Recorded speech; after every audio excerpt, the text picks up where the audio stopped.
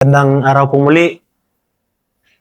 Ako muli si Major Anel Cate, ang S3 ng 602nd Brigade dito sa Carmen, North Cotabato. Nung nakaraan, naikwento ko yung karanasan ko bilang isang commanding officer ng 62nd DRC na nagkaroon ng pagkakataon na maging isa sa mga unit na naipadala doon sa Marawi. Ngayon, gusto kong ikwento sa inyo yung karanasan ko naman dito sa 6th Infantry Division. So dito ako nag-platoon leader, dito ako nag-company commander.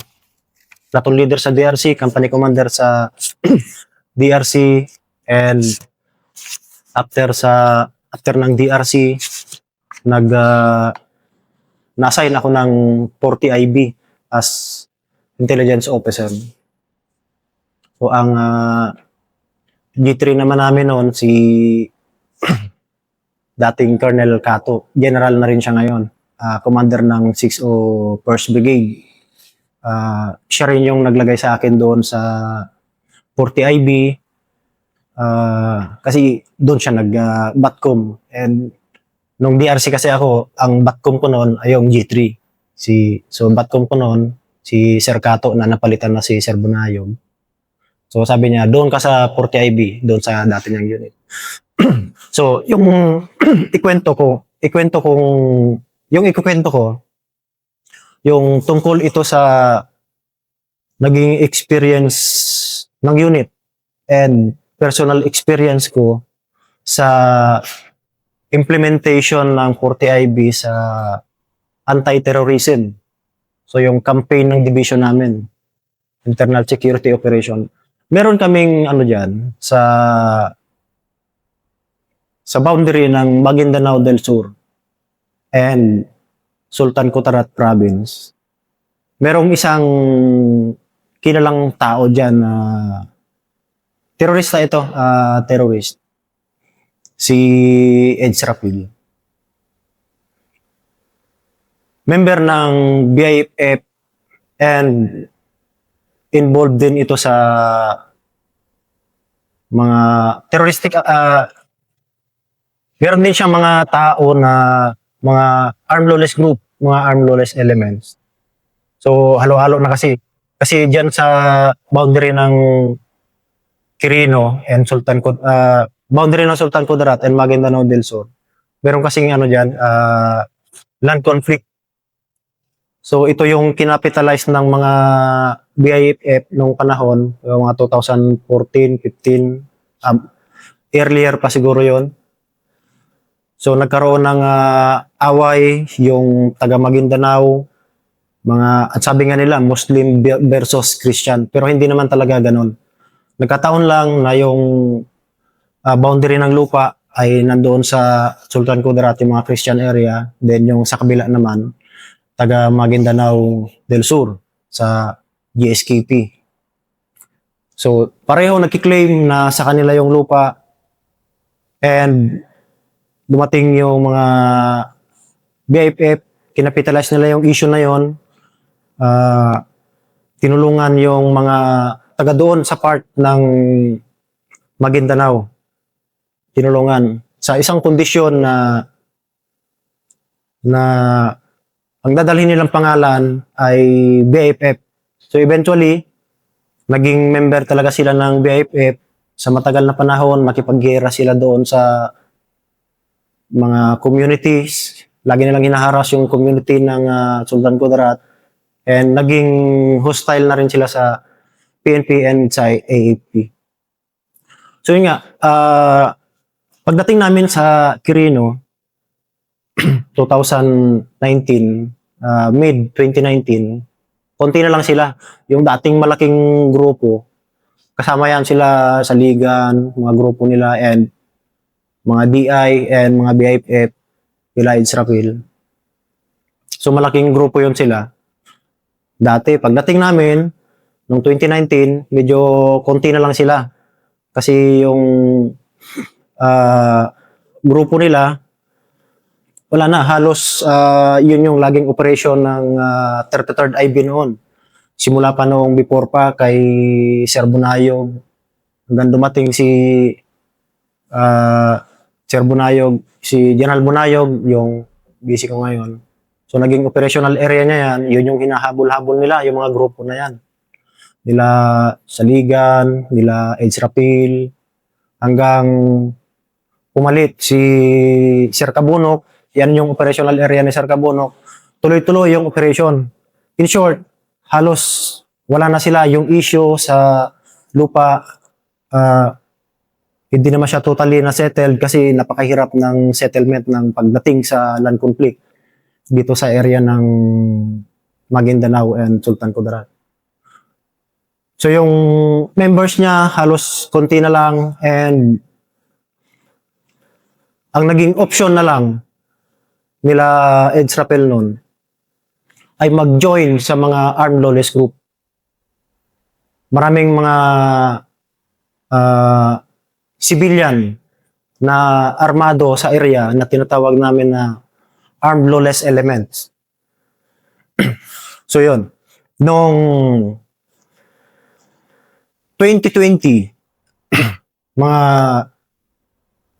June 2020, nagkaroon kami ng combat operation. Kasi yun yung ano namin, yun yung focus ng operation namin, na totally defeat yung mga terrorist doon sa operational area namin. Yun nga, sa Maguindanao na side and boundary ng Maguindanao and Sultan Kudarat. Ang naging mission namin, isa ito. Marami silang mga sub-commanders doon sa area namin, pero ang pinakatalagang nakaka-apekto sa campaign ay itong grupo nila Edge Rapil. So, meron ng case operation plan sa kanya dito sa boundary ng Maguindanao and Sultan Kudarat. And kinasayang operation mga June 2020, after almost 1 year ng 40 IB doon.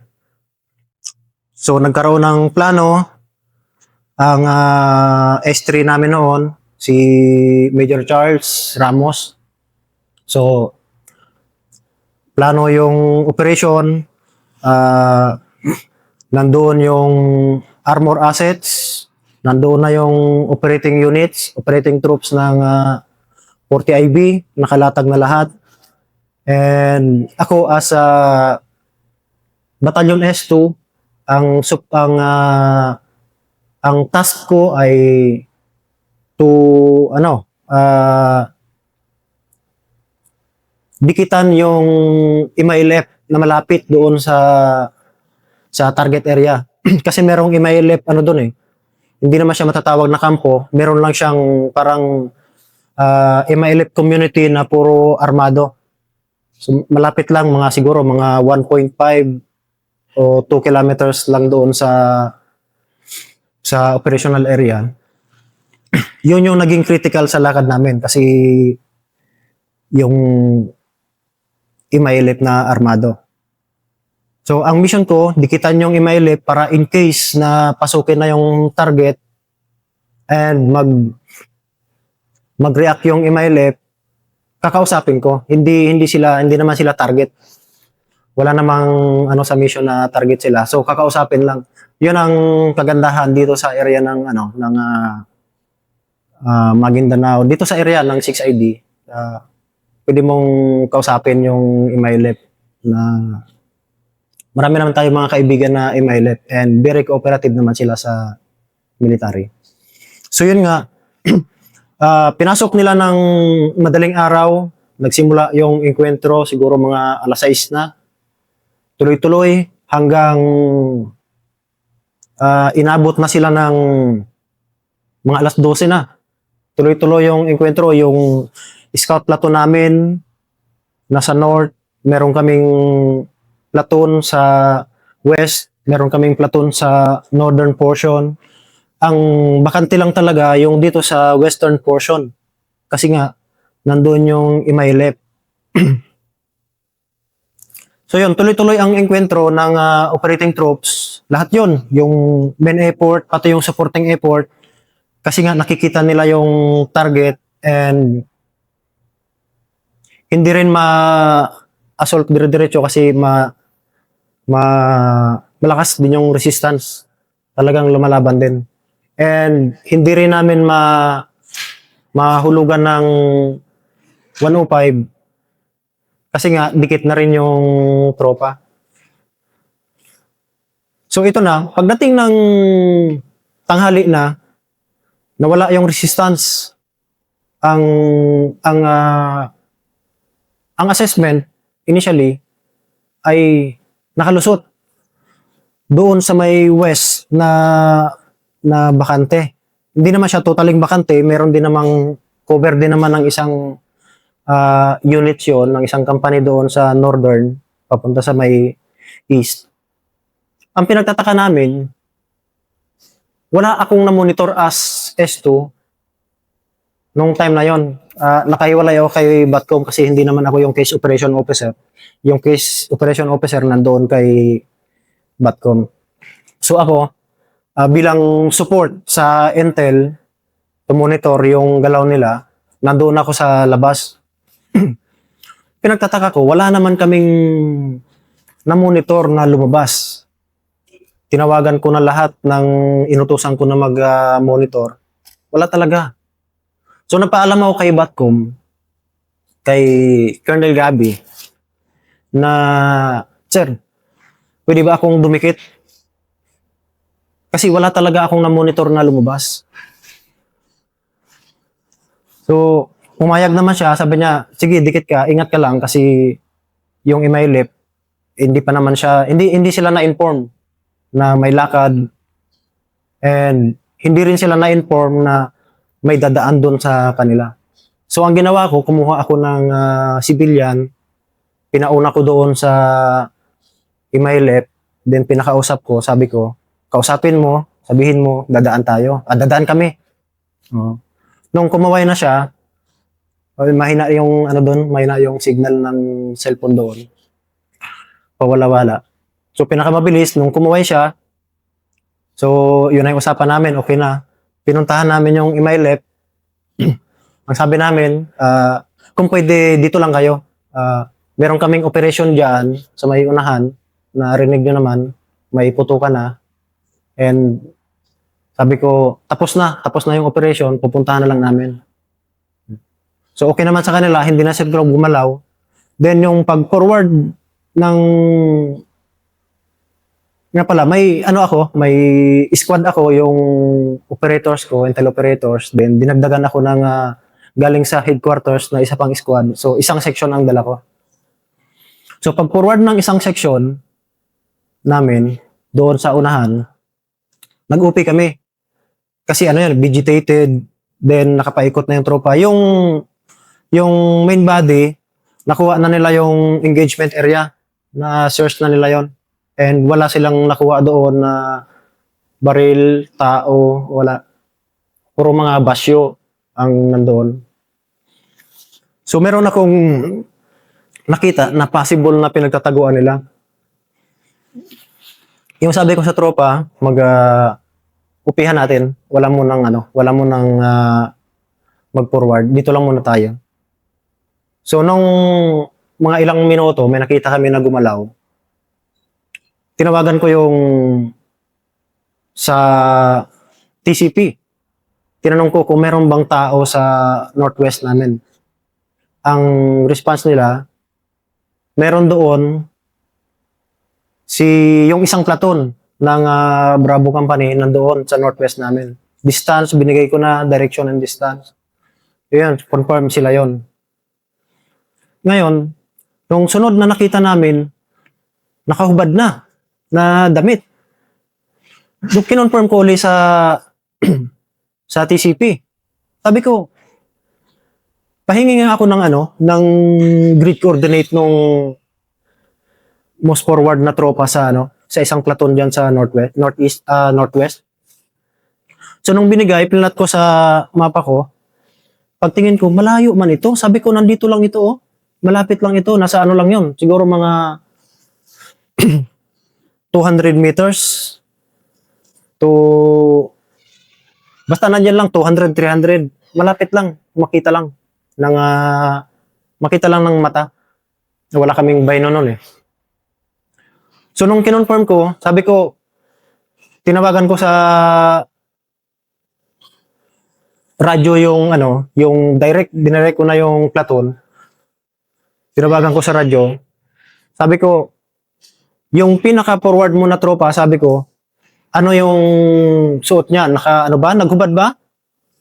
So yung platoon leader doon, sinabi niya na, hindi sir, wala kaming naghubad na tropa. So, yun na-confirm na kalaban ngayon. Kasi after noon, meron na kaming nakita na gumagapang sa Pilapil. Kasi vegetated, then sa kabila may palayan. So may nakita kami na gumagapang sa Pilapil, more or less mga 200 to 300 nga yung distansya. So sinimulang putukan ng tropa. Kaya lang, ang naging problema namin, kasi nga, nag-a-advance na rin yung isang platoon doon sa kabila.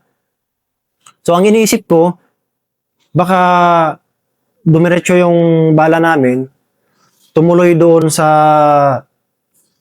isang platoon ng Bravo Company. So sabi ko, ano lang tayo, wag lang bastang putok, pick target lang.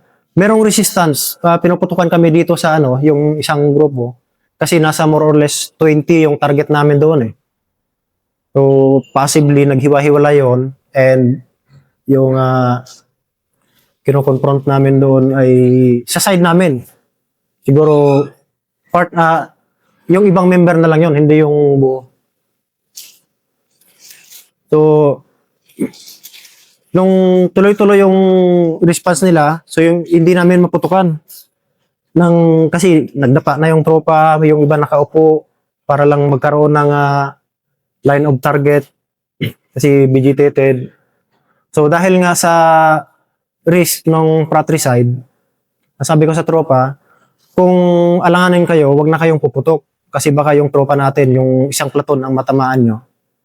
So meron namang mga puno na pwedeng gawing cover.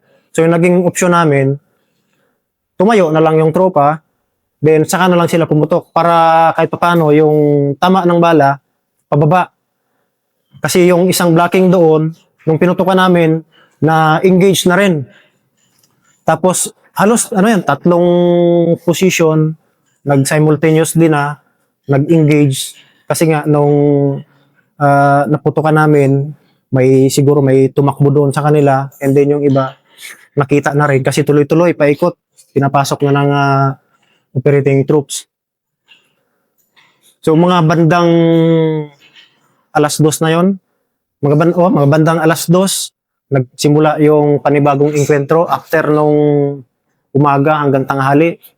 Nag-resume siya ng mga bandang alas 2 hanggang mga bandang alas 5. Mga alas 5 na ng hapon.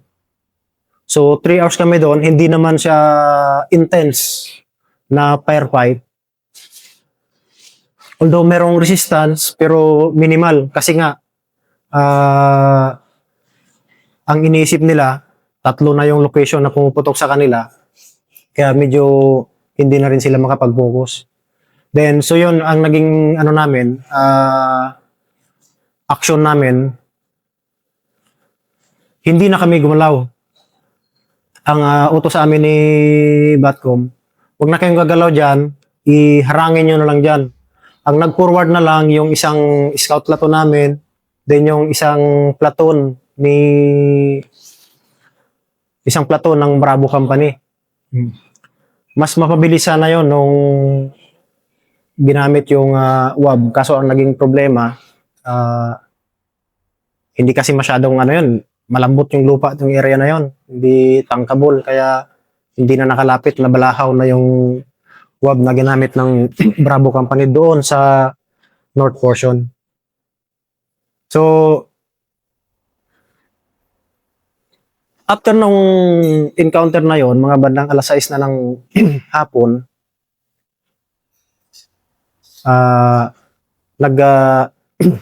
Nag-search na si ano, yung isang plato namin kasi nga kami hindi na kami maka-forward, blocking na kami doon. Nag-search na, nandun na nakuha na yung mga mga patay. Anim yung na-recover na body counts. Then merong na-capture, naubusan na ng bala na 19. So, 19 na mga member ng armed lawless group and terrorist group yung mga BIFF kasi nga halo na sila. Then maraming firearms na na-recover doon sa encuentro na yon. And so yun, pero hindi namin nakuha yung hinahabol namin. Yun nga si Ed Rapil. After nung ano na yon, nung taon din na yon, mga December, nagkaroon uli kami ng operation. Doon pa rin. Ang target pa rin namin si Ed Rapil. Doon sa area ng Maguindanao naman. Maguindanao. Wala na doon sa boundary. So, plano, operation, kumuha pa kami noon ng isang dalawang team ng SF ng 10 company noon kasi nga kailangan namin ng mas maraming forces kasi yung 5th batalyon ng SF noon under ng first mechanized brigade, nandun sila sa Tupi South Cotabato. So binigyan nila kami ng dalawang team ng batalyon, ng PPSF batalyon para ma-implement yung operation na yon. Ano na ako noon, S2 and acting operation officer na ako nung time na yon. So doon sa area ng Sultan sa Barungis sa Maguindanao, ano na yon, pawas na. So malaking challenge talaga sa amin na kailangan mabilisan. Kasi pag hindi mo makuha ng mabilisan, hindi mo nakuha pagdating mo doon, hindi mo naabutan, hindi mo na mahabol kasi doon talaga sa pawas ang punta nila. So, meron kaming mga tactics na ginamit doon. Nag-advance kami ng tropa para lang mag-abang sa kanila. Pero, yun nga, nagkaroon ng walang ano doon, walang encuentro. Mabilis yung tropa, pero mas mabilis sila. Nakaalis agad sila. Meron lang kami nakuha doon na 4 na baril yata. Mga 4 na baril yung naiwanan nila. Then, the following year, nung 2021, hindi namin tinigilan yung operation na yon sa paghahabol namin kay Ed Rapil. Nagkaroon uli kami ng isa pang combat operation. Dito pa rin sa area ng Maguindanao del Sur. Ang challenge lang, nandun na naman, malapit na naman sa area ng Imaylep. Area na community ng Imaylep. Doon kasi sa Maguindanao del Sur, pag sinabi pong Imaylep community, ang assumption talagang lahat yun may mga baril. Hindi naman siya Imaylep camp, community lang, pero mga armado yung mga Imaylep na yun. So yun ang naging challenge sa amin kasi hindi talaga hindi pwedeng targetin yung Imaylep. So, operation na naman, ang ginamit namin ay small units. Kasi ang reported doon ay nasa ano lang yata, nasa mga 10, mga ganun lang. So, meron kaming dalawang section under kay Captain Dosol. Second lieutenant pa yata siya noon, ngayon kapitan na. So, yung operation na yon nagkaroon ng S3 ako noon, S3 at acting S2 at acting S3. So yung operation na yon nagkaroon ng brief na firefight, siguro mga 5 minutes. And yun, nagpulasan sila. and na-recover yung nasa 14 yun na assorted na firearms. So, yun na. Dating target pa rin si Itzrapil. Kasi nga, marami siyang mga pinupuntahan ng mga kasamahan niya, yung mga ALG, ng mga kaibigan niya. So, palipat-lipat lang siya. Yung una, yung sa boundary ng Sultan Kudarat and Maguindanao del Sur na halos inabot na ng maghapon na enkwentro. Nasa, 18 na firearms. Yung pangalawang enkwentro namin sa Pawas, nasa 4 na firearms. Then yung last na operation namin sa kanya noong 2021, mga 14 na assorted firearms. Marami rin sa sa operation na yon ang nakakuha ng Gold Cross. Isa na ako sa nabigyan ng award na yun. And merong nag-best officer doon sa operation, doon sa campaign, yung kabuuan ng campaign na yun. And so yun nga, yun yung isa na target na hinahabol-habol namin noon. Nung nandun kami sa, yung 40 IB, nandoon sa Quirino. So, meron pa akong isang ikikwento sa inyo. Yung isang target naman na yun. Isa ring, hindi siya talagang full-time member ng terrorist group. Ano lang siya, ALG na part-time member ng terrorist group. So, ikikwento ko yun sa susunod na post ni Sir Ekla. Pero gaano katindi, Nel, yung sarap magka-gold cross kaya sa pawasan, no? Di ba? Yung para, hindi naman kayo namumulot lang ng baril sa pawasan. Kung baga napakatindi ng challenge ng giyera sa mga pawas warriors. Kayo. Umaga pa yun, sir, eh. Enkwentro na sila. Tapos, hanggang tanghali, enkwentro, natapos na, sir. Ako, sir, as S2, hindi talaga ako maniwala na nakalabas sila. Sabi ko, wala akong na-monitor na nakalabas. Kaya yun, sir, nagpaalam ako na, sir, pwede ko bang paalam ang kay Batong ko, sir? Sir, pwede ko bang dikitan, sir? Meron akong suspected area dyan na tinitingnan sa mapa na baka nandun sila. So yun nga, sir. Yun nga lang ang challenge, yung imailip, kaya delay pa rin. Yun palagi yung kwan dito, no? Talagang... Yes, sir. Hindi naman sila, sir, hostile sa amin. Wala naman silang problema. Kaya lang, kailangan mo talagang ipaalam din sa kanila bilang courtesy na rin sa kanila na, dadaan kami. Meron lang kami target yan sa unahan. Hindi mo rin sila pwedeng i-inform ahead ng operation, sir, kasi... Burnout ka na. Yes, sir. Pero gano'n, ikaw lahing Bicolano ka tapos nandito ka nakikipaglaro sa padintero ng kamatayan ng tawag sa pawasan, ano? Yes, sir. Di ba? Parang... Actually, sir, ako yung unang sundalo sa pamilya namin nung nag-graduate ako ng CS sa Magsaysay. Talagang pumunta yung nanay ko, sir, ng graduation kasi may cellphone naman nun, sir. Ang sabi ko, Nay, diretso na kami deployment. Wala nang bakasyon.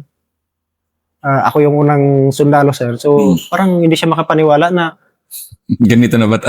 Mindanao, kasi pag sir, sa Luzon, lalo sa amin, sa part ng Bicol, family ko, noon, pag sinabi mong Mindanao, parang na, sir, iniisip nila, mamamatay ka na. Pag sundalo ka, makasayin ka ng Mindanao. Iniisip nila, sir. Yun yung, sir, yun yung thinking ng mother ko noon. Kaya pumunta siya doon, umiiyak. Bakit naman Mindanao agad? Gano. Pero nung, na, sir, nagtagal na ako dito, then lumaki na rin yung kapatid namin na bunso. Then nag-decide din siya na magsundalo. Talaga? Yes, sir. Sumunod sa'yo. Kuya, punta ako dyan sa'yo, mag-apply ako.